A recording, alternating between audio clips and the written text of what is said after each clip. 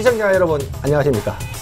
요즘 좀 증권 방송 볼 때마다 조금 지긋지긋하지 않습니까? 왜 지긋지긋한지는 요놈 때문에. 요놈이 뭔지 아십니까? 요놈이 뭐예요? 테이퍼? 테이퍼링. 방송만 열만 테이퍼야. 테이퍼링. 이놈이 요즘 이슈.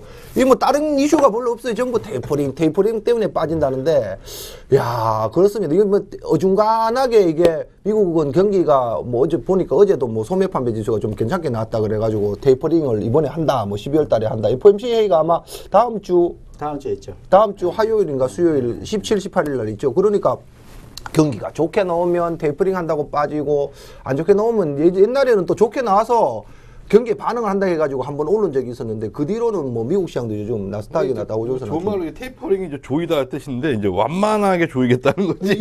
이걸로 조이는 거야. 이걸로. 그러니까 어떻게 보면 우리가 뭐 극강화? 갑자기 떨어지는 걸 극강화라고 그러고 완만하게 떨어지는 걸. 그러니까 테이퍼링이라는 게 뭐 다 없애는 게 아니라 일부러 축소를 한다며. 일부러.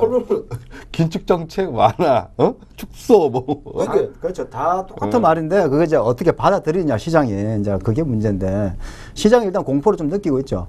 예, 그래서 그게 아마 그게 이제 뭐 어떻게 진행이 될지는 모르겠지만 계속해서 그 얘기는 계속해서 괴롭히지 않을까. 그렇죠. 그래서 참 이게 답답한 게. 미국은 그렇다 칩시다. 미국은 경기가 어떻게 됐든 간에 역사상 최고가를 돌파하고 조정을 받는 거잖아요. 그렇잖아요. 근데 왜 우리나라는 왜 이런 거예요 도대체? 우리나라는 내가 어떻게 알아? 왜 나한테 물어봐? 지금 일단은 뭐 우리나라는 너무 모든 면에서 보면은 악조건이죠. 보면 뭐 원고에다가 뭐 엔저에다가 또 미국의 또 경기 지표는 좋아지고 있는데 또 외국인들은 또 매도도 하고 있고 또 우리나라 또 지정학조 또 그것도 있잖아요. 그러다 보니까 참 우리나라의 그 주식 하신 분들이 참 너무 어렵게 하고 있다. 우리나라도 솔직히 2200까지 갔다가 내려왔다면은 그래도 덜 억울할 텐데, 그렇죠? 근데 이걸 뭐 가보지도 못하고.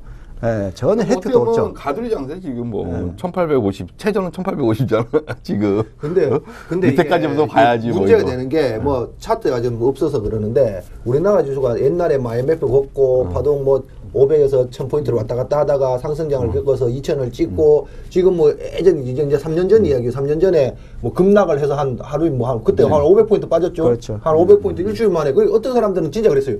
그때가 아마 내 기억으로는 휴가철이에요. 8월 초였어요. 유럽 낙제. 근데 우리 8월 초에 있는데 휴가 갔다 오니까 자기 주식이 반깡통이 돼 있더래. 그렇죠. 정말로 그랬어요. 그때 500포인트가 빠졌으니까 일주일 만에. 그걸 겪고 나서 계속 지금 2050 정도 가면 두드려 맞고 또 뭐 1900 아래쪽으로 가면 저점이 그게 한 3년 정도가 지금 세수 3년이죠. 3년대 이어지는데 사실은 지수는 그렇다 칩시다. 이렇게 움직인다 치는데 사실은 이 과정에서 신고가 난 종목이 없지는 않습니다. 있죠. 뭐겠어요? 있어요. 뭐겠습니까? 하이닉스? SK 하이닉스? 아니, 올해 신고가 났고. 올해 그래도 갔다가 떨어진 종목도 많고. SMEC. 예, 그리고 이제 최근에는 뭐 NC 소프트도 게임 중에서는 뭐 신고가를 좀 계속해서 내고 있고. 네이버. 이제 바닥을 기다가 이제 좀 올라오는 거고. 그렇죠. 내가 하는 말은 이 3년 동안 저점이 계속 높아져서 신고가 냈다가 지금 조정받는 종목은 삼성전자 하나요. 삼성전자 하나. 그게 문제라는 거예요. 그게 문제라는 거예요. 그게 그렇게 결국은 이 삼성전자 가지고 지수를 이렇게 만들어놨지. 저점이 높아져서 뭐 올라간 종목은 삼성전자 하나고 나머지는 지금 신저가가 막 수두룩해. 그게 결국은 테이퍼링 이슈고 지랄이고 다 필요 없고 돈이 없어. 돈이. 외국인들이 그나마 좀 받쳐줘서 지수가 조금 얼마 전에 올라오는 듯 했습니다만 1조 정도 매도를 했더라고요. 샀는 게 한 14조 안 됩니까? 내가 본 게 과거 저점이더라 언제더라? 하여튼 한 2, 3년 전에 산 게 한 16조인가? 그 이번에도 한 10조 이상 샀잖아요. 많이 샀어요 이번에도 한 14조 정도 샀는 걸로 알고 있는데 이제까지 판 게 내가 알기로도 1조 조금 넘는 걸로 알고 있는데 뭐 많이 팔지 않아. 그 1조 팔았는데 지수가 고점 대비 100포인트가 떨어졌어요. 최근에 뭐 한 5일 정도 팔았는데 효과는 상당히 커져. 지금 보면은. 그게 살 때 14조를 샀는데 오를 때는 얼마 오르지도 못했어. 그런데 잠깐 며칠 뭐 2주 정도 돼서 조금씩 판이 1조 팔았는데 지수는 100포인트 떨어져서 오늘 장중에 1950포인트가 살짝 이탈되고 뭐 막판에는 회복을 했지만 이탈되기도 했는데 뭐 저도 전문가 생활하지만 맨날 방송 들으면 1950이 중요합니다. 1950이 중요합니다. 이런 소리 많이 들었거든요. 아니 거기 1948포인트 거기에 장기 이평선들이 막 다 몰려있죠. 다 몰려 주봉 보면 있어갖고 다 모여있지. 그러니까 거기를 이제 지지. 근데 오늘 지지해 줬더라고 딱 보니까. 그렇죠. 근데 이제 뭐 하루 지지했다고 어떻게 보면 지지된 건 아니고. 됐다고 할 수 없고 최소한 뭐 이제 다음 주 정도는 봐야지. 다음 주에 1950포인트가 왜냐하면 1950포인트가 상당히 뭐 중요하죠, 그게 진짜. 왜냐하면 그게 깨져버리면 1900까지 그냥 가니까 그냥 가기 때문에. 예. 그래서 이게 지금 보면은 참 시청자 여러분들께서도 보면 참 어렵다라고 생각하고요. 뭐 내년도 똑같다 생각해요. 왜? 내년에도 어렵다라고 생각하시는 시청자분들은 그나마 낫고 괴롭다라고 생각하시는 분들도 아직 상당히 아마 많을 거예요. 잠을 못 여기 굉장히 공감하는 웃음이네. 잠을 못 잔다 진짜. 잠을 못 자는 잠을 못 자고. 주식이라는 게 이게 참 어려운 게 사람 죽이죠 그냥. 이게 돈의 게임인데 이제 돈을 잃고서 잠이 안 오잖아. 돈을 잃고. 마음을 빌 수가 없지. 뭐 항상 뭐 즐기라 그러는데 돈 있고 즐길 사람 어디 있어 세상에. 각자 뭐 주장이 틀리지만 요즘도 증권방송 보면 나는 좀 이게 좀 전문가 생활을 하지만 싫은 게 그 뭐 전문가 생활을 하면 뭐 경험이 어쨌든 간에 뭐 10년 이상 있을 거 아니에요. 여기서. 그러면 뭐 공장에 가서 뭐 노가다를 해도 뭐 10년 하면 숙련용이 되는데 10년 하면 사실은 얼마 전에 제가 뭐 방송에서 수요일 날 여기 잠깐 출연을 합니다만 리치백 만들기라고 그 출연을 해서 시장 안 좋습니다. 이거 인정을 해야 됩니다. 그리고 미국 시장도 제가 볼 때는 고점 찍은 것 같습니다. 그렇게 조심해야 됩니다라는 이야기를 많이 드렸어요. 그리고 아예 대놓고 1800까지 봐야 됩니다. 왜 그런 얘기를 드렸나 그러면 그러면 겁먹거든. 근데 전문가들은 대부분 장을 긍정적으로 이야기하지, 뭐, 부정적으로 이야기하는 사람이 별로 없어요. 왜냐, 그러면 장사거든요, 장사. 그럴 수도 있고, 아니, 이제 주식을 잘 보면 아니, 지금 떨어지고 있는데. 아니, 그리고 또, 그거 뭐, 각자의 또 객관성이 있기 때문에 아니, 또 자기가 봐가지고 또 좋게 보는 사람도 있어. 근데 그거는. 강세론자와 약세론자가. 예, 근데, 근데 존재하니까. 나중에 결과론적으로 본다면은 그게 욕먹지시지. 왜냐하면은 자기는 공개 석상에서 정말 우리 전문가라는 사람들은 공인이자 말이에요, 이게. 우리 말 한마디에 그걸 믿고 투자하는 사람들이 상당히 크단 말이죠. 그러니까 옛날에 뭐 IMF 같은 이제 스티븐 마빈 이사라고 아주 유명하신 분이 있었어요. 쌍용투자증권에 그때 계셨는데 이분이 우리나라 이제 IMF도 예측하고 그다음에 종합주가에서 막 그때 뭐 800, 900 막 그 정도 있었는데 500 깨진다 그것도 맞추고 300 깨진다. 근데 이분이 나중에 이제 정말 300도 깨지니까 오버를 하기 시작하는데 100까지 간다. 우리나라 시작했어. 그거는 또 그렇죠. 이제 그러고서 정말 이제 사람들이 무서우니까 두 번 연속 맞춘 사람 누가 안 믿겠어. 그리고 막 신문고 막 100까지 가자 이제. 아니, 파산돼. 아니 갈 수도 있었어 정말. 국가가 파산한다, 이게 파산. 그 항상 떨어지면 더 떨어진다고. 이거를 어디 이제 그 일본의 그 노무라 증권가 거기 스카우트가. 갔어? 근데 거기서도 이제 얼마 전에 잘렸더라. 이분은 전형적인 약세론자야.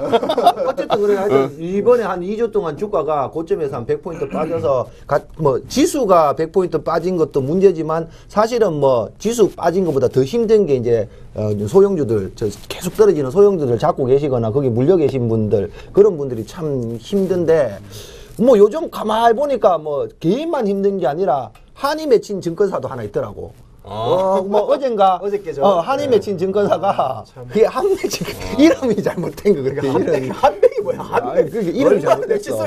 한이 그 맥이 맺혔어 그냥. 그게 증권사조차도 한이 맺혀가지고 지금 하나의 어제 맥을 찾자요.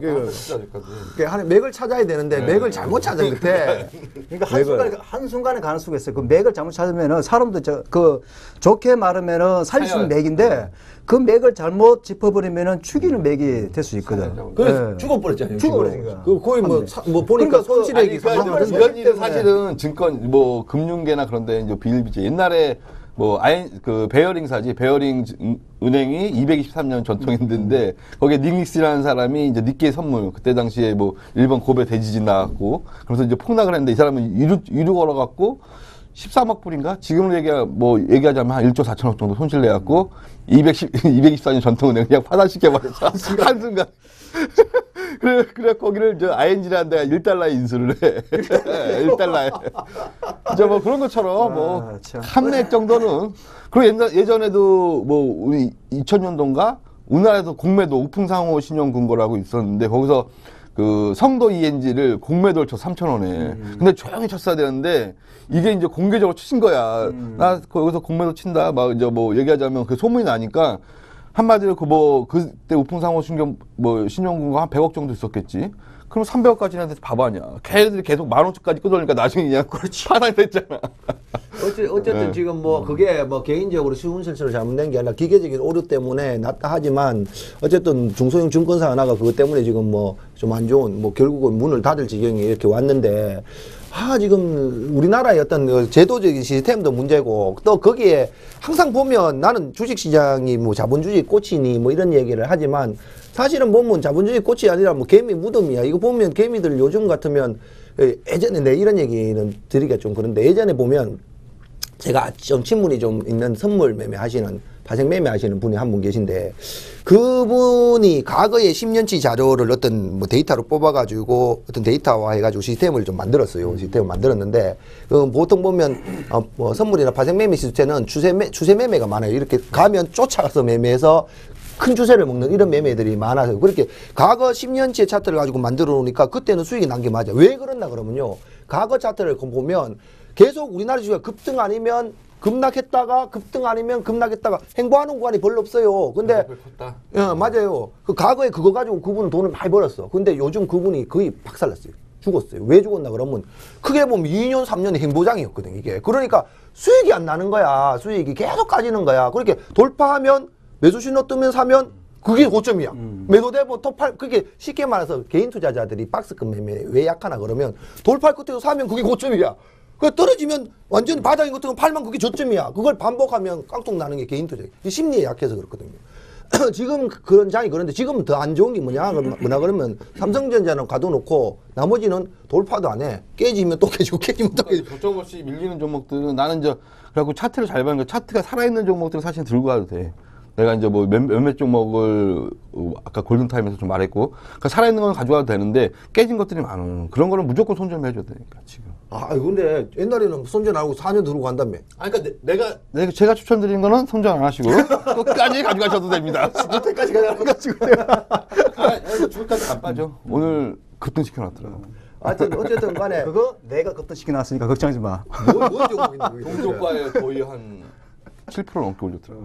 동시호가 7%는 별로 안 쓰는데.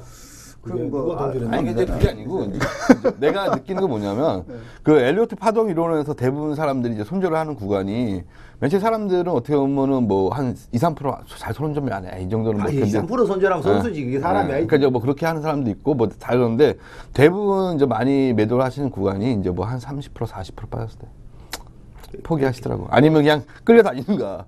그러니까 살아있는 종목들은 계속 가져가면 돼요. 근데 그 살아있는 종목이란 게 얼마 전까지 잘 올라갔던 후원수 같은 거 있잖아요. 후원수 같은 거. 뭐 계속 올라갔었잖아. 근데 그게 이제 그게 제야 상한가 가져오는 게 내가 탁 사면 그때 다음날부터 상한가 가는 거하고 비슷한 거야. 그게 불안하단 말이야. 물론 좋은 거 알고 살아있는 거 가지고 오는데 뭐 좀 보면 하림이도 잘 가다가 쌍봉 찍고 무너진 듯하고 하림홀딩스는 살아있잖아요. 그렇게 지금 와서 방송국에도 그런 이야기도 며칠 전에 하림홀딩스는 저평가되기 때문에 들어간대. 근데 저평가돼 있는지는 잘 모르겠습니다. 저는 잘 모르겠는데 차트로 보면 절대 저가권이 있지는 않은 것 같아 내가 보면. 그럼 그걸 과연 개인 투자자들이 살아있다고 살 수 있겠나라는 문제가 되죠. 그렇게 개인 투자자들이 그래요. 돈을 못 버는 이유가 밑에 있으면 마음이 편안해. 그 종목 사고 싶어져. 근데 고점에서 마음이 부담스럽거든. 손이 잘 안 나. 근데 밑에 있는 거는 사면 더 밑으로 가. 지하가 지하. 더 밑으로 가고 고점에 있는 건 더 올라가니까 이제 며칠 보다가 이게 아니다 싶어서 밑에 있는 걸 손절해. 위에 가는 걸 이거라도 사자. 이게 맞다 하면 그건 다음부터 떨어진다. 이게 지금 개인 투자자인데 이게 개인 투자자 지금 마음인데 참 안타깝습니다. 안타까운데 그렇다고 이제 불독 정신이라고 얘기하는데 그러니까 한번 딱 물면 보게 되면은 이 지수하고 종목하고 너무 차이가 많아요. 예? 보면은 지수는 박스권이단 말이에요. 지금 뭐 내년에도 아마 그럴 것 같아요. 내년에도 그렇고 뭐 내년에 뭐 상당히 뭐 좋게 보시는 전문가들 많은데 저는 그렇게 저는 전혀 그렇게 보지 않아요. 예, 저도 지금 오늘도 무료 방송을 했었는데 그렇게 얘기했어요. 내년에도 올해처럼 똑같다. 여러분을 괴롭힐 것이다. 해가지고 일단 말씀드렸어요. 지수는 보지 마라, 절대. 지수를 보고 접근한다면은 먹을 게 없다. 내년은 먹을 게 없어요. 예, 내년은 먹을 게 없는데 일단 지수를 보시게 되면은 내년에도 어차피 1,800은 또 한 번 또 가요. 1,800에서 올해 찍었던 뭐 2,060인가요? 아마 그 또 어차피 그 박스권에서 놀 건데 문제는 지수가 박스권에서 논다 해서 종목도 박스권 노는데 그게 아니다는 얘기예요, 지금. 그러니까 지금 보시면은 기본적인 종목들을 보면은 코스닥에 보면은 옛날에 잘 갔던 종목들도 보면요. 지금 한 60%, 70%는 좀 신저가가 계속 나오고 있어요. 이게 지금 문제거든요. 이게, 투자분들이 상당히, 그, 코스닥뿐만 아니라 지금 코스피도 그래요. 코스피 같은 경우도 뭐 카프로라든가 뭐 후성이라든가 그런 것도 보면은 계속 빠지고 있어요. 그게. 빠지고 있는데. 이름이 안 좋고. 예. 그러니까 지금 보면은 그런 종목뿐만 아니라 지금 전체적인 그 지수하고 종목하고 차이를 이런 거 잘 보셔야 돼요. 지수가 박스권이라 해서 내 종목도 박스권이라고 생각하면 절대 안 된다는 거예요. 지금 이게. 그렇기 때문에 내년에도 지수가 이렇게 박스권에 갇혀 있다면은 종목들 또한 내년에 신저가가 계속적으로 나올 거라 봅니다. 올해보다 더 많이 나올 수가 있어요. 그러니까 좀 많이 좀 연구를 좀 하셔야 되고요. 뭐 힌트를 하나를 드린다고 한다면은 어차피 올해 갔던 종목들은 내년에 또 간다는 얘기입니다. 그렇기 때문에 올해 좀 수익이 많이 나왔던 종목들, 그런 종목들을 특히나 코스닥 쪽에서는 뭐가 있느냐면은 DMG, 남북경합주, 그리고 3D 프린터, 예, 그리고 비트코인이 이번에 반짝 움직이는데 비트코인도 제가 볼 때는 내년에 한 번 더 갈 자리는 있다라고 보여집니다. 아직까지는, 검증이 아직 안 된 그 쪽인데, 일단 비트코인 하고요. 그리고 올해 또 많이 갔던 또 테마 또 있죠. 그건 뭡니까? 안철수 테마주는 내년에 또 지방선거 있기 때문에 그것도 한번 좀 잘 보셔야 될 것 같고. 의석을 차지하는 전에 또 올렸지 뭐. 그러다 의석을 한 올해 갔던 그 테마주로 여러분께서 집중적으로 좀 매매하시면 그것도 어차피 가면은 또 얻어맞습니다. 이번에 그 SMEC 그때 우리가 방송 나왔을 때 한번 떨어질 때 됐다고 그때 우리 같이 얘기했었는데 이번에 또 뭔가 유정 때문에 또 한 번 또 이렇게 급락 나왔죠. 그것처럼 일단은 그 대표 종목을 잘 보셔야 돼요. 대표 종목을 보시게 되면은 2등주, 3등주도 빨 수 있다는 걸 금방 알 수 있거든요. 그래서 이번에 그저께 제가 이제는 그 무료 방송에서도 종목 3개를 추천했는데 오늘 많이 갔죠.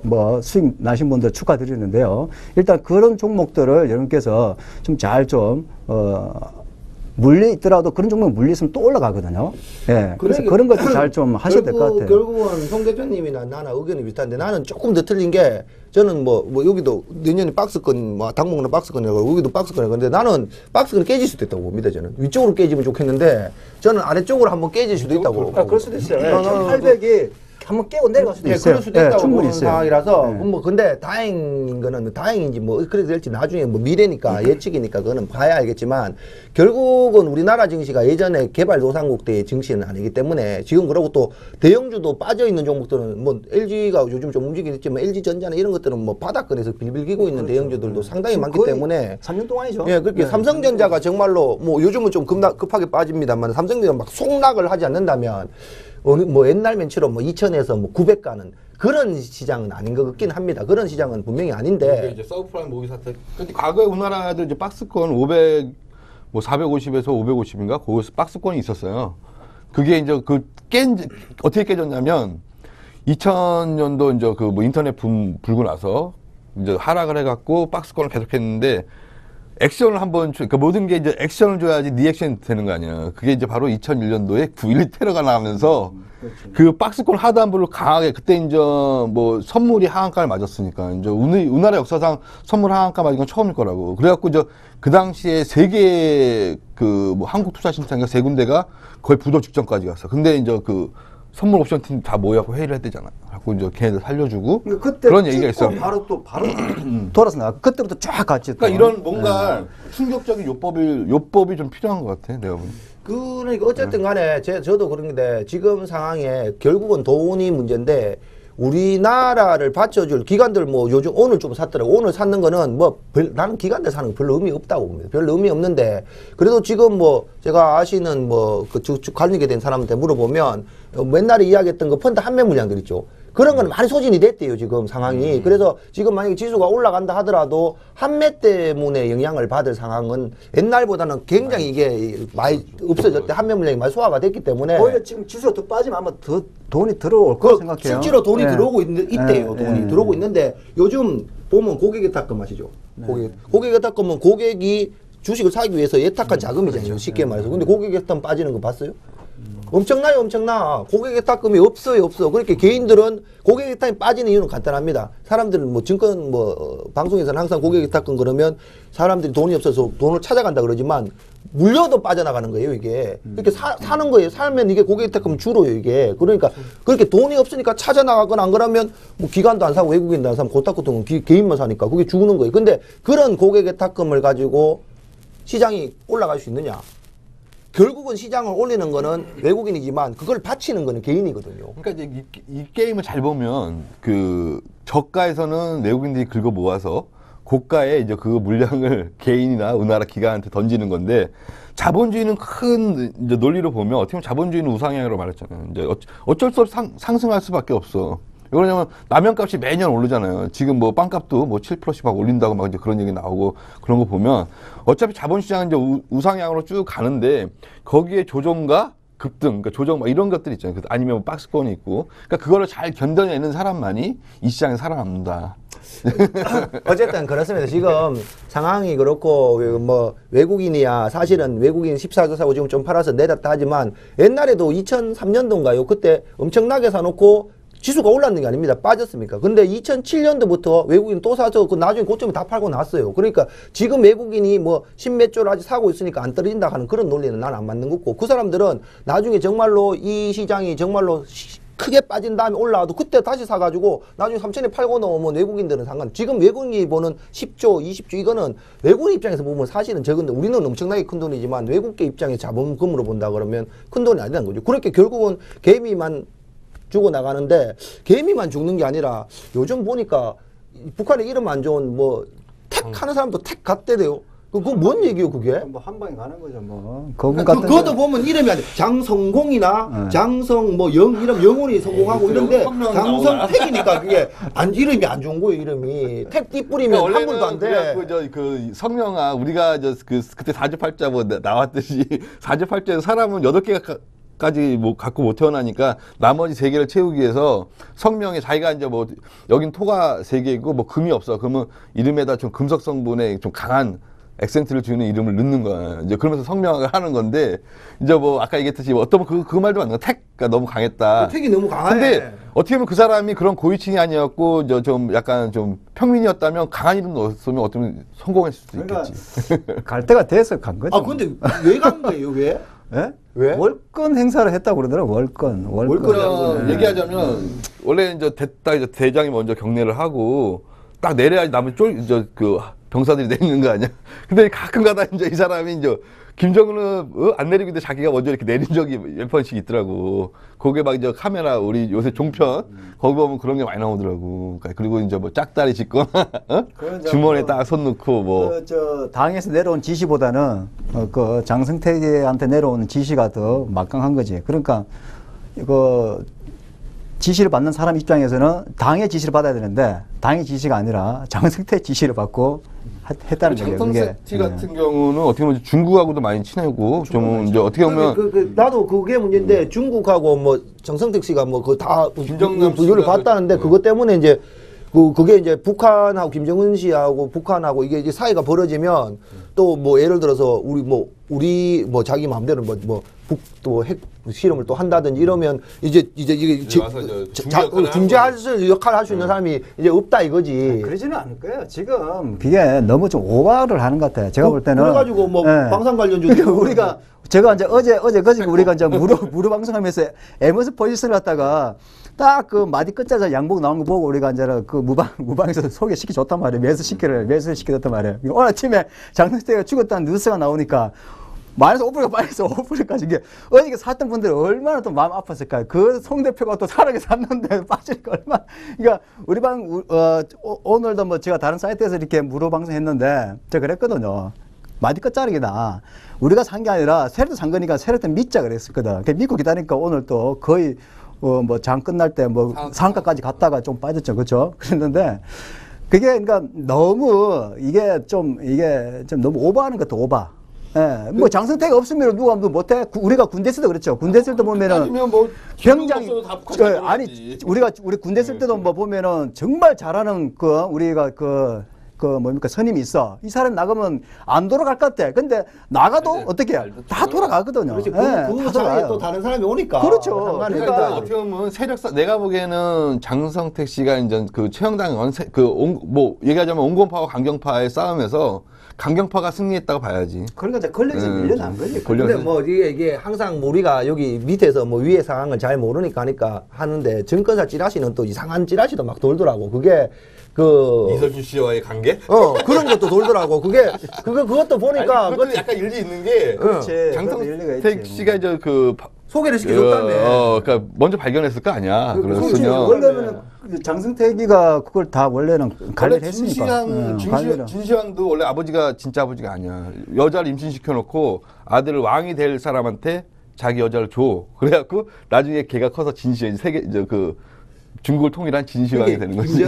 김정은 씨가 어떻게 불러야 돼? 여기 방송에서 김정은이라고 불러야 돼 그냥? 그냥 김정은 씨라고 그래요. 김정은 씨가 사실은 우리하고 젊잖아요. 상관없으니까. 젊잖아요. 근데 그 사람이 나이가 뭐 한 40, 50대나 이래 됐으면 사실은 그런 우리가 일반적으로 알고 있는 뭐 경례를 뭐 군부 이런 것 때문에 그 고위에 있는 고모부를 잘라내고 죽이고 이러지는 나는 아닐 것 같아. 근데 젊은 사람이 가장 그게 뭐냐 그러면 내 사람이거든. 내 와이프. 이게 이상한 소문 돈단 말이오. 이거 말해. 지가 이래 되면 그럴 수도 있다고, 그게. 그래서 자기 와이프 이름, 나온 그쪽은 다 총괄시켜버렸잖아, 처음에. 그러니까. 그러니까 이제 어떻게 보면 여자를 문제가 고를 때 있었잖아. 잘 선택을 하고 골랐어야 되는데 일단은 예쁘잖아. 딱 봐도 예쁘더라고. 이렇게 통통하고. 그 자리에 있으면 다 이쁜 여자 그렇지, 그러면. 아니, 그러니까 얘기하자면 리서치보다 더 이쁜 여자 맞아. 되게 많아. 진짜 그러니까 이뻐. 그래서 남남 어느 분열을 정도 하잖아. 출신 성분이 이제 따진다면 좀 연예계 쪽 말고 연예계야 겉적은 야, 일로 와. 콜 한번 그냥 할 수밖에 없잖아. 거기 어떻게 보면 이제 계급 사회니까. 우리나라는 이제 콜 하면 자연스러운데. 택시 부를 때 콜 하잖아. 그리고 뭐 이제 자본 사회는 이제 머니고 이제 그런데 얘기하자면 좀 출신 성분이 좋은 그래도 이제 어느 정도 집안이 되고 그런 여자를 좀 선택해갖고 했으면 되는데 이제 아직 여자 보는 눈이 우리 이제 그 김정은 씨는 약간 없는 거지. 이제 그런 부분도 좀 있어. 그러니까 나중에 그런 소문이 나기 시작하고 뭐 이상한 뭐 야한 영상을 찍었다 뭐 여러 가지 얘기들이 있잖아요. 근데 이제 자기 와이프가 이제 그러면 기분을 별로 안 좋지. 그러니까 얼마나 열이 났으면 기가낭청으로 뭐 쐈다는 그런 얘기가 있어요. 그게 좀 뭐냐 그러면 정상적인 절차를 밟아가지고 뭐 어떻게 사형을 당했으면 그렇다 치는데 이거는 뭐 이게 좀 이 사람 흥분해가지고 그래 된 것 같은 느낌이 들어서 나는 그 찌라시 도는 내용이 진짠가. 정말 내 곁에도 뭐 사실 그런 상황이면 뭐 이성이 있겠네 이거지. 그러니까 뭐 나이가 좀 많은 사람 정치인들도 뭐 나이가 많은 사람들이야 그래도 이성적으로 판단을 하지만 젊으니까 욱하는 성질이 그럴 수도 있다 이거지 내 말은. 근데 김정은 혼자의 뭐 자기만의 생각으로 그 장성택 씨를 뭐 총살시키지는 않았을 것 같아. 그러니까 어떻게 보면 그 동안에 이제 뭔가 있었고. 독재인데? 독재인데? 에이, 너 북한이 독재같이 나는 독재가 아니야. 북한도 어떻게 보면 다 그러니까 메이저급 애들이 있다고. 응? 그러면서 이제 그 메이저급 애들이 같이 이제 생각이 같은 애들끼리 모여갖고 이끌어가는 거지. 우리나라도 이제 그런 거 비슷한 거야. 메이저급 애들이 김정은의 그 형, 김정남? 김정남 말고. 그럼. 동생인가? 그 있잖아. 그 애가 북한에서는 똑똑한 애들을 다 이렇게 관리를 하고 있다고 하더라고. 하여튼 나는 김정은 씨가 어쨌든 간에 그 외국계 물도 받았고 많이 알고 있으니까 뭐 사실은 뭐 아버지 때나 할아버지 때 그 창보다 생각은 좀 개방적으로 열려 있다고 생각하고 나는 북한 관계는 뭐 지금 뭐 당장은 못더라도 앞으로는 조금씩 좋아진다. 안 그러면 북한이 고립돼서 살아남을 수가 없어. 지금 보면은 이게 하나의 지금 가독이에요, 가독이. 왜냐하면은 새로운 정권이 들어섰기 때문에 우리나라 역사를 보면은 정권이 들어서면은 항상 피바람이 났거든. 그러니까 이번에 이게 끝나야 돼. 이게 끝나야 김정은이도 아마 이번 그 계기로 해가지고 자기의 자리를 확보를 하고 그리고 자기 사람들을 모으고. 그러니까 우리나라도 똑같잖아요. 그러니까 일단 자기 사람을 모으는 게 일단 최우선이고. 왜냐하면 자기 권력을 갖다가 그대로 유지해야 되니까. 거기서 군부가 세니까. 그렇지. 그러니까 지금은 이제는 그게 하나의 걸림돌이지. 왜냐하면은 섭정을 해 거의 섭정식으로 했으니까 자기가 이제 자기도 이제 할 수 있는데 그러니까 쳐버린 거지. 권력 앞에서는 뭐 부모 자식도 없다 그러잖아요. 그러니까 이제 치고 이제는 이제 그러고 나서 뭐 내년에 그 지금 중국 쪽에서도 이제는 그 1월 달인가 2월 달에 이제는 김정은이를 이제 초청을 한다 그래요. 그러면은 또 대화 분위기가 또 일어난다고 생각해요. 이게. 그래서 이게 지금 하나의 가독이지. 뭐 장성태가 죽었다 해서 완전히 뭐 지금 너무 이게 너무 크게 나는 이게 왜 이렇게 크게 말려? 광산주가 그렇게 이건 반응해서는 안 된다고 보는데 조금 오바야 오바. 내가 봐도 전쟁 오바인데. 관련주야. 내가 봤는데 전쟁 관련주 뭐 스페코나 빅텍 같은 경우는 아직까지 뭐 시대를 많이 주지 못했더라고. 바닥권에 있더라고. 그러니까 스페코는 보면은 스페코는 이번에 오늘 뭐 단기 고점을 찍었는데 딱 고점 찍으니까 에머스가 팍 쳐왔거든. 이게 그러니까 하나의 이게 장난이야 장난. 예? 장난인데 뭐 다음 주에도 아마 스페코가 좀 더 빠질 거예요. 좀 빠지고 나서 아마 저점을 다시 한번 형성을 시켜주고 후반에는 다시 한번 또 반기에 나올 수 있다고 생각해. 왜냐면 이게 계속 아마 그 갱업주하고 그 스펙하고 계속 왔다 갔다 이렇게 할 거란 말이에요, 이게. 계속 진행이 될 거다. 그렇지, 진행이 될 거다, 이게. 그리고 나서 내년에 이제는 가면은 이제 중국에서 이제 콜을 이제 하는 그런 얘기가 나오면은 그때는 이제는 방산주가 좀 죽고 이제 갱업주가 좀 이렇게 살아나는. 이런 거지. 이제 이런 모습이 과거에도 나올 거예요. 뭐 여러 가지 일들이 많았었는데 이제 지나고 나서 보면 우리가 이제 뭐 예전에 그 올림픽 경기장 막 월드컵 경기장이지 상암내 진내만에 막 여러 가지 얘기가 있었는데 결론은 졌잖아. 그러면서 거기 상암동 막 아파트 값이 엄청 오르고 그 당시에 거기 난이도가 있어갖고 막 냄새 나고 그러니까 사람 누가 살겠어 막 그래갖고 땅값이 완전 거기 똥값이었다. 근데 나중에 거기가 거의 강남하고 아파트 값이 비슷해.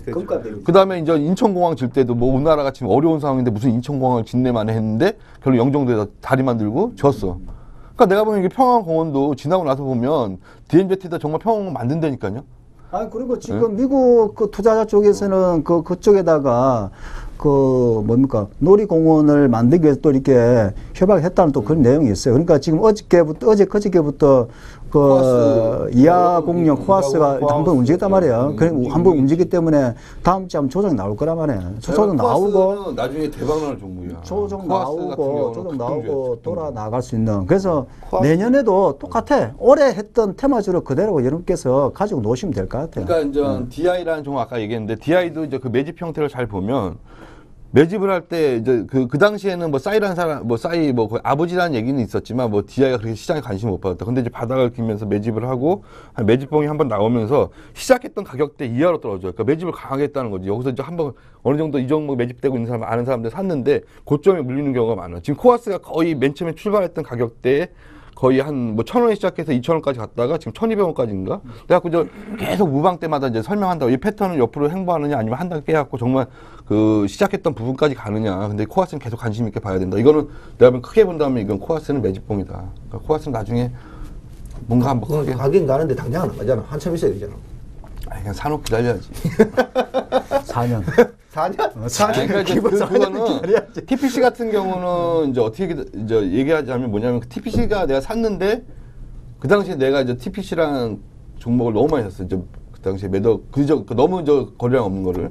그러니까 이제 세력들도 안 보내는 거야. 근데 막 내가 들고 있어도 막 상한가 쳤어. 그러니까 이제 하루에 막 몇천씩 벌었지. 하여튼 이제 그런데 그렇게 하고 나서 전체 이제 그때 장이 이제 2007년도에 그 서브프라임 모기 사태 터지면서 전체적으로 다 죽었다고. 그러면서 이제 바닥을 기고 거의 2,500원짜리가 얼마까지 떨어지냐면 700원까지 떨어져. 그거 이야기보다 오늘은 요 이야기 좀 하고 싶은데 지금 테이퍼링 이야기는 하도 테이퍼링 그래서 지긋지긋하고 미국 이야기만 하지 중국 이야기를 잘 안 해. 중국 이야기를. 근데 중국 시장이 크게 보면 어떻게 보면 바닥권이야. 바닥권. 뭐 6천 찍고 한참 떨어져서 또 떨어지고 그것도 중국도 엄청 떨어졌거든. 엄청 옆으로 겼고. 그래서 얼마 전인가는 중국이 좀 살아나는 듯한 느낌이 들다가 요즘 보니까 중국이 또 볼로 시원차네. 중국이 성장률이 뭐 7%대를 뭐 올해는 맞추지만 내년에는 성장보다는 안정을 뭐 추구한다. 뭐 이런 쪽으로 가는 것 같은데 아무래도 중국이 그렇다면 중국의 주가 주식 시장이 과연 우리나라 시장에 도움을 주려고 하면 중국 시장이 올라가야 되는데 바닥은 바닥 같은데 중국 시장이 꼭 옛날에 그 일본 시장 밑으로 해서 몇 년 행보할 때 그런 느낌 안 들어요. 그러니까 맞아요. 지금 중국은 그래서 우리나라 시장에는 크게 뭐 도움이 안 될 거라 보여져요, 저는요. 그래서 그러면 뭐 화학 섹터라든지 그전에는 저도 뭐 중국 관련주 같이 보고 그랬었는데 지금 별 재미없어요. 그러니까 잠깐 뭐 조금 뭐 지표가 좀 좋아지고 그러면 잠깐 올랐다가 또 다시 제자리 찾아가는 또 그런 모습이거든요. 중국 지금. 같은 경우는 국민소득이 거의 뭐 8,000달러인가 뭐 그 정도까지 올라와 갖고 이제 중국에 우리나라 진출했던 내 친구 뭐 회사들 같은 경우는 다 한국으로 지금 철수한 회사들이 많더라고. 중국에 지금 어떻게 보면 월급들 많이 거의 뭐 한 80만 원, 100만 원 정도 우리나라. 근데 우리나라나 지금 뭐 얘기하자면 최저임금 한 120만 원, 130만 원 주고 쓸 사람들이 많더라고. 그래갖고 이제 대리 거기서 뭐 언어도 안 통하고 그다음에 법 규제도 있고 그러니까 이제 한국으로 돌아오는 기업들 뭐 그러니까 얘기하자면 사출자가 좀 아시는지 모르겠지만 사출 기업들이 중국에 많이 진출했더라고. 근데 이제 한국으로 온 회사들이 되게 많고 중국 같은 경우는 어떻게 보면 이제 그동안은 어떻게 보면 2차 공업 분야에서 어떻게 보면 이제 이게 서비스 산업으로 서서히 이제 발전하는 그 과도의 과정 이제 뭐 그런 게 좀 필요하겠지. 그러니까 중국 시장도 옛날에는 버블이 좀 있었고 지금은 바닥권에서 행보는 하지만 뭐 그렇잖아요. 많이 행보했다고 100% 다 올라가는 건 아니니까 요즘 뭐 전문가들 중에서는 중국 시장이 내년에 굉장히 좋아지면 우리나라 시장이 중국의 영향을 좀 받아서 괜찮아질 수 있다. 근데 제가 볼 때는 중국 시장도 성장보다는 안정성을 추구한다 그러면 뭐 우리나라처럼 뭐 장기 박스권으로 들어갈 가능성도 나는 또 염두를 좀 해둬야 된다고 보면 참 그래 따지면 우리나라 시장이 참 정말 가두리야. 이 뭐 여기에 치이고 여기에 치이고 일본에 치이고 15년간 500천 박스권이어서 15년간 우리나라가 500천. 우리나라 지식학적으로 딱 보면은 딱 안에 들어가 있어. 이게 뭐 강대국 사이에서 그냥 꼼짝 못 하고 있는 그 작은 나라인데. 그러다 보니까 뭐 주가도 진짜 재미없죠. 아니, 그러니까 세계에 나라 사람들 근데 우리나라를 신기하게 보는 게 이제 일본 무시하고 중국 무시하고 세계에서 일본 무시하고 중국 무시하는 나라는 한국밖에 없다고 그래. 그러니까 우리는 일본하면 막 치를 떨잖아. 또 중국하면 아이 그 뭐 때놈들 막 그런 식으로 이제 저거 하는데 어떻게 보면 엄청난 나라인데 세계에서 뭐 한 1, 2, 3등을 다투는 나라인데 한국은 그게 어떻게 보면 이제 배울 건 배우고 좀 그런 게 있어야 되는데 과거 역사들이 너무 서로 얽히고 설킨 게 많아서 그런 게 쉽게 풀리진 않지. 근데 그 나는 우리나라 사람에서 우리나라 사람 칭찬하는 거 아닌데 옛날에 독일의 라일강의 지역이라고 그 독일도 2차 대전해가 망해가지고 라일강의 기적으로 몇십 년 있는데 우리는 한강의 기적에 정말 우리는 그거보다 더 짧은 지금 6.25 터진 지가 몇 년 됐어요? 한 60년 정도밖에 더 됐어요? 그죠? 60년 정도 됐잖아요. 그러니까 60년 만에 우리나라가 그래도 옛날에 있잖아요. 한 20년 전만 해도 내가 아시는 분 파일럿 하는 분도 있어요. 외국에 가서 코리아 그러면 코리아가 무슨 나라인지 몰라요. 중국에 속해 있는 나라인가? 일본에 속해 있는 나라인가? 몰랐대요. 근데 지금 요즘 가면 우리나라 코리아 한국 그러면 아우 코리아 다 한대. 모르는 나라가 없대. 그만큼 우리나라 위상이 발전된 거야. 강남 스타일 있고 삼성, 뭐 LG, 그러니까 핸드폰 같은 경우는 이제 외국 나가면 거의 애플하고 견줄 정도니까. 그리고 뭐 외국 나가도 막 광고판이 막 삼성 광고판이 막 있고 우리나라 차가 막 댕기고 이러잖아요. 그러고 보면 야 우리나라가 그것도 요즘 또 조금 시들해지겠지만 K-팝이라 그래가지고 뭐 외국의 어린 뭐 청소년들이 우리나라 그 가수나 보고 와 하고 춤추고 그리고 그 중에 이제 이 사람도 하자. 이거는 나는 여기 대해서 생각을 하는데 이거는 내가 볼 때는 이게 작년인가요? 강풍이 불었지만 이거는 왜 좀 독특하니까 그 사람이 정말 노래를 잘하고 뭐 그게 아니라 뭐 이런 사람이 없었는데 갑자기 뭐 동양 사람이 얼굴도 이상하게 사는데 뭐 킥하고 앉아있으니까 야 이건 재밌다 독특하다 신기하다. 그러니까 단순하고 재밌어야 돼. 단순하고 춤이 일단 재밌어. 그리고 누구나 따라할 수 있고. 맞아. 쉽고. 그러니까 그걸 하면서 스트레스 푸는 거지. 스트레스 풀 수 있다는 거죠. 그래가지고 이제 문화를 선도하는 나라가 세계 주도권을 갖고 있다고 하는데 어떻게 보면 이제 우리나라가 세계 주도권을 갖고 있고, 그러니까 나는 이제 뭐냐면 그렇다면 대기업이 할 일들이 내가 그때 그 기업 정책 얘기하니까 막 싫어하더라고. 그러니까 원자면 대기업이 돈을 많이 벌면 어떤 식으로 정책을 펴야 되냐면 이건 좀 어떻게 보면 내 얘기는 잠깐만 너무 진보적이고 야당일 수 있는데 대기업들 같은 경우는 지금 돈을 많이 벌었더라고. 몇몇 기업만. 그러니까 돈을 잠깐만 주머니에 넣는 거야. 근데 그 예전에 뭐 과거에 뭐 미국 같은 경우 경제 불황 때 뉴딜 정책이라는 걸 하면서 자꾸만 이제 공공사업을 하면서 그 국민들한테 돈을 풀어줬다고. 그러니까 지금은 어떻게 보면 이제 대기업들이 예전처럼 뭐 직원 뽑는 것도 아니고 어떻게 보면 대기업들은 자꾸만 이제 돈을 쌓아두는 이유가 왜 그러냐면 대기업 뭐 저 뭐랄까 그 핸드폰 만드는데 어디지? 그 망한데? 노키아 같은 데도 뭐 하루아침에 망하니까 대기업 같은 데가 무슨 정책을 펼치고 있냐면 막 이것저것 다 하는 거야. 그리고 돈을 일단 쌓아놓고 자기네 그 다음에 하청을 주더라도 이제 뭐 다른데 이제 얘기하자면 자기하고 관련 없는 회사에 하청을 줘야 되는데 자회사를 만들어서 거기다 하청을 주고. 그러니까 대기업 내에서만 돈이 계속 모이고 거기에 국민들은 버는데 자꾸만 대기업한테 돈을 주고. 그렇죠. 그러니까 이제 대기업 안에서만 이제 잘 사는 사람만 계속 잘 살게 되는 거라고. 그러니까 이거는 좀 박근혜 대통령한테 좀 말씀드리고 싶지만 나는 이런 규제를 영상 편지 보내. 박근혜 대통령한테 좀 뭐냐면 주식시장을 살리는 길은 어떻게 보면 그 대형주만 몇몇 기업만 가는 정책이 필요하지 않다. 그러니까 뭐냐면 다 잘 사는 정책이 필요한데 그러기 위해서는 뭐냐면 대기업에 세금을 만약 니네들이 이렇게 해갖고 자꾸만 자기네 유보율만 높여간다. 그러면 강제라도 나라에 살 수는 뭐야? 세금으로 법인세 인상을 해갖고. 정치하는 사람이나 뭐 박근혜 대통령 그걸 모르겠어. 아니, 그러지 말고, 알지. 그러지 말고 국회를 보내야 돼, 국회. 아니, 우리 그러냐면 국회를 봅시다. 잘 봐. 이제 주식시장 주가를 올린 사람이 우리 주식쟁이들한테는 주식하는 사람한테는 지수를 올려준 사람이 가장 고마운 사람 맞지, 아니야. 그건 그럼 맞지. 역대 대통령 중에서 과연 지수를 올린 사람이 누가 있냐 이거지. 누군데? 너무 내가 그쪽을 너무 편들어. 그러니까 노무현 그렇지, 정권 그렇지. 때가 이제 있어. 그러니까 이제 얘기하자면 몇몇 MB 정권 같은 잘 봐. 몇몇 종목만 올랐어. 지수는 1000에서 2000 갔는데 몇몇 종목만 갖고 저걸 해갖고 올렸다고. 그러니까 개인들이 사실은 별로 시세를 못 모은 거야. 그러니까 중소기업 같은 경우는 이제 물론 이제 거품이 생길 수 있어. 이게 잘못하다 보면 김대중 정권 때 같은 경우 너무 이제 벤처기업 육성하면서 거품이 생겼지만 그때 개인들도 많이 벌고 많이 이제 깡통이 났지만. 아니, 그리고 이번에 어저께 뉴스를 보니까 참 국민 한 사람씩 보니까 좀 화가 나는 그런 기사가 나오던데 뭔가 하면은 삼성에서 만든 휴대폰이 우리나라 사는 사람이 제일 비싸. 아, 그렇다 그러대요. 전자제품도 우리나라 사람이 우리나라 만드는데 더 비싸. 두 배. 그러니까 이게 가면 이게 국민들 갖다가 대기업이 어떻게 국민들을 보면 완전 그냥 밥으로 보는 거 밥으로 진짜. 왜 그러냐면 우리나라 같은 경우 내가 수입할 때 지금 예전에는 우리나라가 이제 못 살 때는 대기업을 육성하기 위해서 어떻게 보면 수입을 이제 막고 수출만을 강조했잖아. 근데 이제 우리나라 국민 소득이 어느 정도 되고 잘 살았어. 그러면 외국계 기업하고 이제 경쟁을 붙여야 된다고. 근데 이제 외국계 BMW 자동차나 그런 게 되면 관세가 너무 많이 붙어갖고 우리나라처럼 경쟁하려니까 거의 우리나라 소나타 정도 가격이 한 3천만 원이면 외국 같은 데 가면 BMW 살 수 있다니까. 그리고 뭐 옵션 같은 경우도 오히려 더 좋아. 더 좋고. 그러니까 이게 가보면은 어떻게 보면 현대차한테 우리가 현대차한테 그냥 국민들이 강제로 삥을 뜯기고 있는 거야. 아니 그러니까 이게 지금 국민들을 위한 기업인데 국민들한테 돈을 GM이 철수한다는 얘기가 있더라고. GM이 철수한다는 얘기가 있는데 그러면 그야말로 현대 독과점인데 이게. 그러니까 이게 가보면 이게 진짜 이게 국민들을 갖다 우롱해도 너무 대기업들이 너무 우습게 보는 것 같아. 근데 그걸 함부로 할 수도 없잖아. 정부에서 뭐 철퇴를. 아니 그러니까 뭐냐면 이게 이제 예전에 무슨 얘기 이게 정치 얘기가 자꾸 들어와서는데 예전에 이제 대통령 후보들이 막 경쟁을 해갖고 저걸 했는데 둘 다 대기업한테 돈을 다 받아. 그래서 기정사실화된 거죠. 대통령도 그렇게 말했고. 근데 나는 받은 돈은 세 발의 피다. 그러니까 한마디로 10억 받은 사람하고 100억 받은 사람하고 죄값을 똑같이 논하면 안 된다는 거야. 어차피 대통령 후보자들은 대기업들이 다 후보를 누가 될지 모르잖아. 그래갖고 뭐 예전에 통화한 내용이 있잖아. 중앙일보 사장하고 어디더라? 그래갖고 통화하면서, 야, 누가 이번에 혹시 모르니까 이 사람이 될 것 같아. 그래갖고, 야, 그쪽에도 얼마 넣어. 이제 뭐 그런 게 통화 내용으로 해갖고 기자가 그걸 깠어. 근데 우리나라 국민들은 그냥 조용히 해.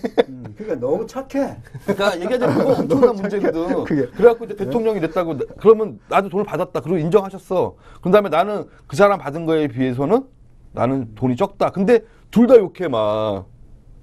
뭐냐면. 오히려 더 많이 받는 사람도 욕을 더 많이 해야 되는데 똑같이 그냥. 그럼 너는 그러니까 대통령을 욕하더라 이거야. 그러니까 이제 국민들이 좀 뭘 봐야 되냐면, 그러니까 지금 이분이 대통령을 정권을 잡고 나서 대기업들한테, 그러니까 얘기하자면 돈을 많이 이제 세금도 인하 안 해주고 대부분 와서 이제 그거 하는 거 아니야. 대기업들은 1%만 이자만 세금만 바뀌어도 얼마야. 그게 뭐 1조 2조도 안 된다고. 엄청난 돈이야. 되겠지. 그러면 1,000억 주고서, 야, 이번에 저거 하자.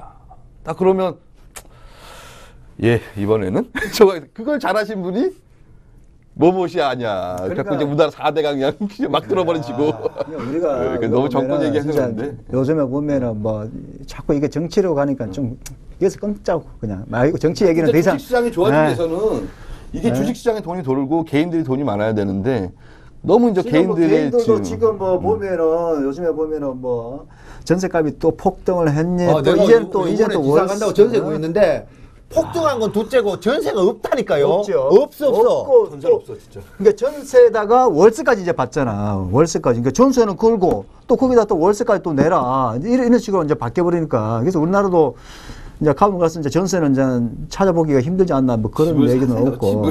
아 그런데 그것도 참 생각을 좀 해봐요. 다음에 아니, 언제 대출 또 많이 해주잖아. 설정 기회가 되면 전세 거기에 가계부채 문제에 대해서도 한번 논의를 해봐야 돼요. 이게 시시하긴 해도 이게 이거 맞습니다. 쉽지 않습니다. 네, 그게 이게 해결하기도 쉽지 않고 그게. 맞아. 지금 가계부채가 이게 지금은 여러분들께서 지금 이게 뭐 피부적으로 뭐 못 느끼는 경우가 상당히 많은데 지금 그 자료로 본다면 상당히 엄청난 지금 우리가 지금 그 중국이 아니라 그 미국, 미국 그 주택 붕괴처럼 그 전까지 지금 온 것 같아요.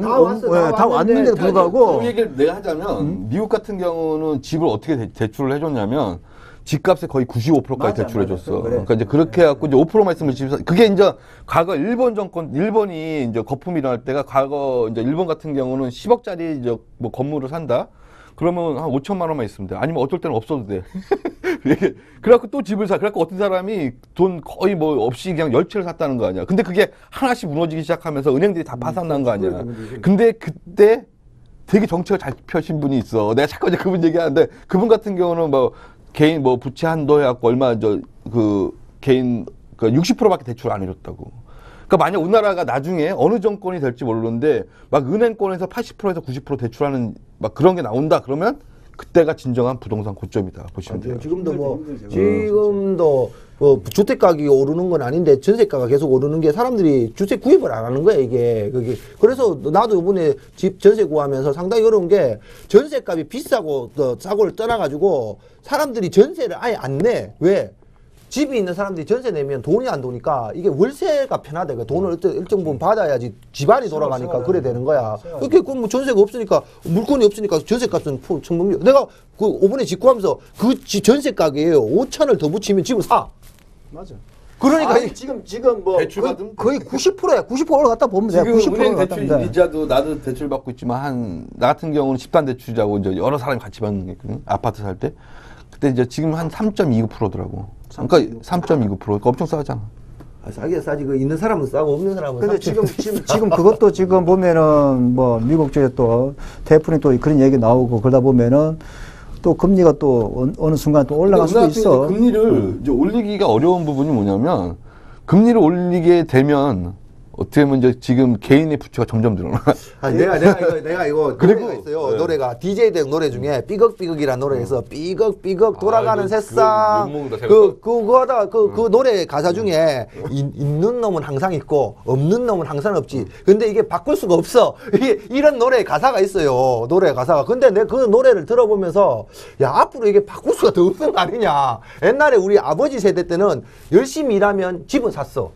열심히 일하면 우리 아버지 때는 그랬어요. 열심히 일하면 뭐 집은 샀다. 근데 우리 밑에 세대들이 과연 열심히 일해서 집을 살 수 있을까? 그래서 이번에 그 앙케이트 조사를 했잖아요.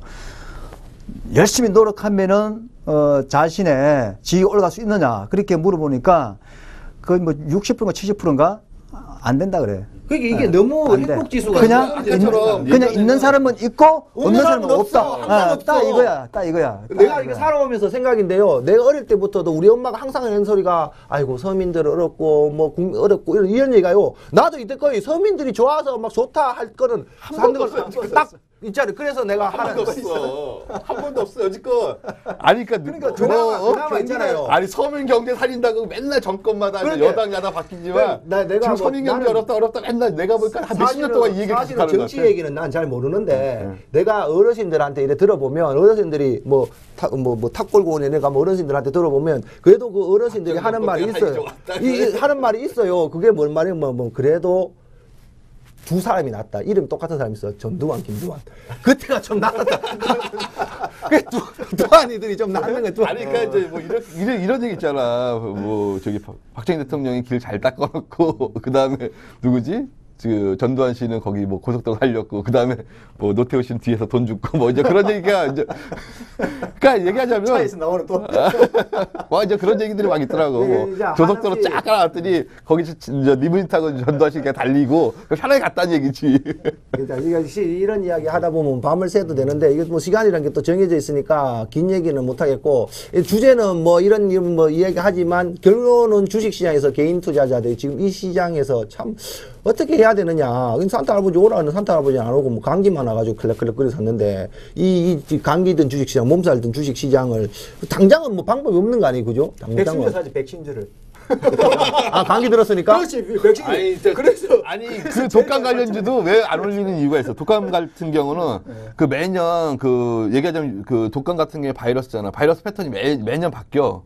그러면 거기에 이제 예측을 해갖고 만들려면 6개월이 걸린대. 그러면 지금 이제 독감 그게 다 이제 소진됐잖아. 뭐. 이 시간이 또 맞춰야 되니까 요것만 한번 생각해 보세요. 지금 있잖아요. 오늘 아까 박 대표 말 맞다나 정말 중요한 자리를 찍었어요. 물론 그게 아래 꼬리 길게 달고 올라왔다고 해서 100% 그게 지지되기를 바랍니다만은 될지 안 될지는 모릅니다. 저희도 모르는데 지금 그런 거 봐서는 뭐 빠질 만큼 빠지기도 했고 뭐 100포인트 가까이 빠졌으니까 빠질 만큼 빠지기도 했고 다음 주 되면 그래도 테이퍼링 하기 전으로라도 아니면 끝나면 다음 주에는 조금이라도 반등은 가능하지 않겠나 싶은 생각도 저는 있습니다. 근데 반등을 한다면이라는 가정 한에서 이야기하는 건데 물려있는 개미와 돈을 현금을 가지고 있는 100%를 가지고 있는 개미들이 있다. 어떻게 해야 됩니까? 이번에 반등이 나온다고 하더라도 전고점을 돌파하기는 상당히 어렵다라고 보시면 됩니다. 왜냐하면은 다 아시겠지만 테이퍼링 이게 반드시 이게 될 문제이기 때문에 단지 지금 시기 조절이 지금 문제고 또 얼마 규모로 또 축소하냐 지금 그거거든요. 그렇기 때문에 뭐 가지고 현금을 들고 계신다고 하더라도 제가 말씀드릴 수 있는 것은 지수는 이제는 신경을 안 써야 됩니다.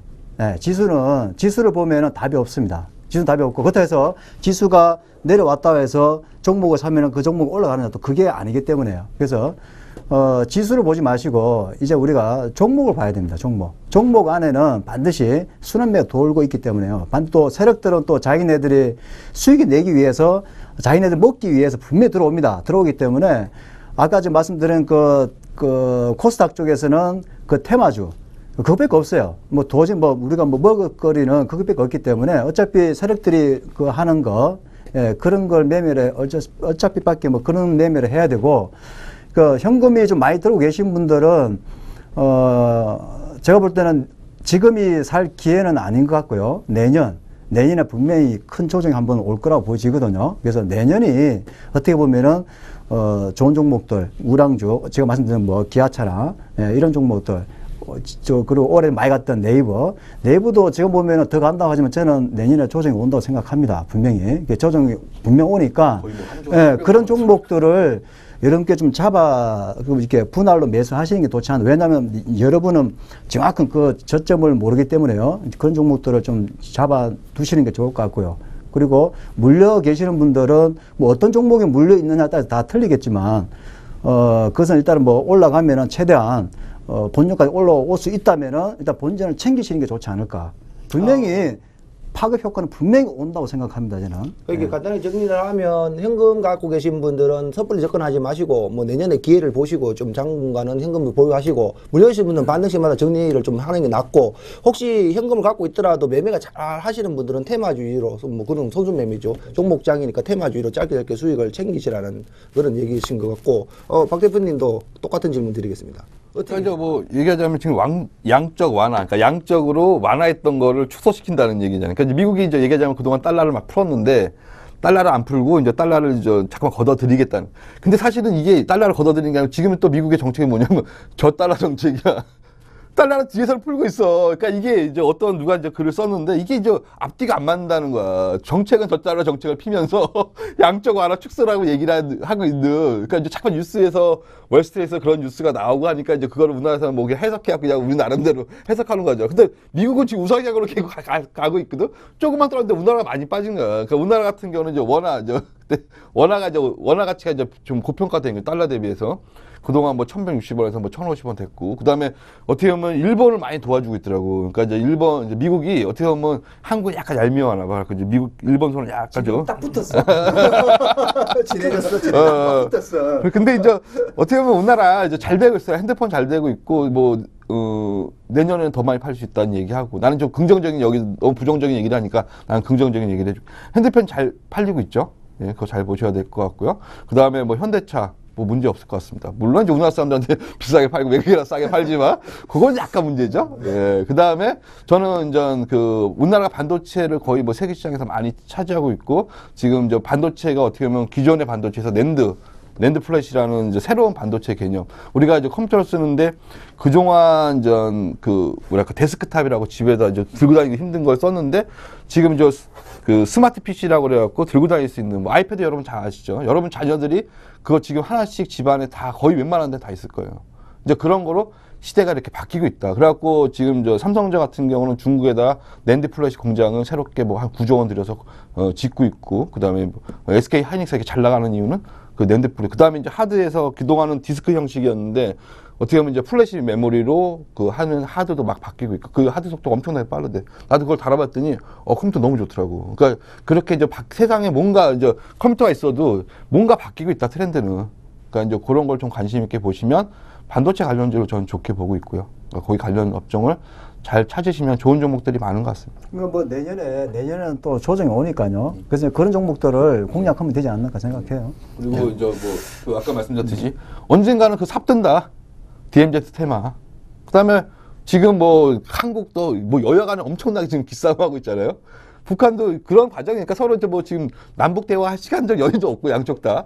이제 약간 시간 지나면 내년에 솔솔 이제 다시 이제 뭐 어느 정도 뭐 결산안 다 얘기하고 뭐 지금 국정원 문제 다 해결되고 나면 또 대통령이 뭐 하겠어요? 잠깐만 움직이셔야 될 거 아니야. 그럼 이제 북한에다 잠깐만 뭐 한번 얘기를 하시겠지. 그러면 뭐 당연히 뭐 저거 되지 않겠습니까? 이제 남북 대화 얘기 나오고 첫삽 뜨고, 그다음 또 중요한 거는 정권이 지금 초기다. 정권 5년 동안 1, 2년은 다 어려웠어요, 지금. 왜 그러면 정권이 바뀌면서 뭔가 이게 어떻게 될지 모르니까 돈 있는 사람들이 주머니에 돈을 넣고 있어요. 근데 이게 1년, 2년 지나면 요렇게 가는구나. 그러면 그때 돈이 풀리기 시작하니까 내가 보기엔 이제 1년 딱 지났죠. 1년 지났는데 이제 내년 정도는 좋아진다고 좀 보고 있습니다. 자, 어쨌든 간에 뭐 짧으면 짧고 길면 긴 시간 동안 여러 가지 뭐 이야기를 나눴습니다. 얘기를 나눴고, 뭐 어떤 이야기를 하더라도 뭐 개인 투자자 입장에서 힘든 장인 거는 분명한 것 같습니다. 분명한 것 같고, 올해 뭐 많이 나오겠지만 이제 뭐 종소리도 들리고 그렇습니다. 이제 한 해를 마무리를 해야 되는 상황이고, 뭐 올해 잘했든 못했든 또 우리가 싫어도 또 내년에 오게 됩니다. 내년에 오게 되면 우리가 먹기 싫어도 또 먹어야 되죠. 나이를 먹어야 됩니다. 한 살 먹고 또 그래야 되니까 너무 뭐 항상 그렇습니다. 사람들은 기대와 희망을 가지고 살지, 물론 내년 더 힘들 수도 있습니다. 하지만 기대와 희망이 없으면 살아갈 수 있겠습니까? 되든 안 되든 내년에 희망을 가져보시고요. 조금 힘들더라도 좀 참아보시고 기다려보시고, 아까 여러 대표님들께서 말씀을 많이 하셨으니까 뭐 혹시 뭐 어떤 사람 입장에서는 또 기회가 될 수도 있지 않겠습니까? 그래서 내년 2014년도 그리고 지나온 2013년도 마무리 잘하시고 희망찬 2013년도를 기다리는 그런 슬기로운 지혜를 발휘하는 수밖에 없을 것 같습니다. 어쨌든 증시 시장은 어렵습니다만은 힘내시고 다음 주가 될지 다음에 또 만나 뵙도록 하겠습니다. 감사합니다.